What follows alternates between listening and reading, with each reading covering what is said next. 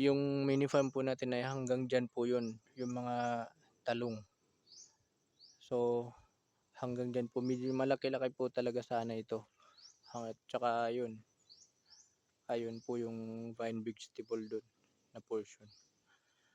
So, lahat po talaga, wala po talagang natitira.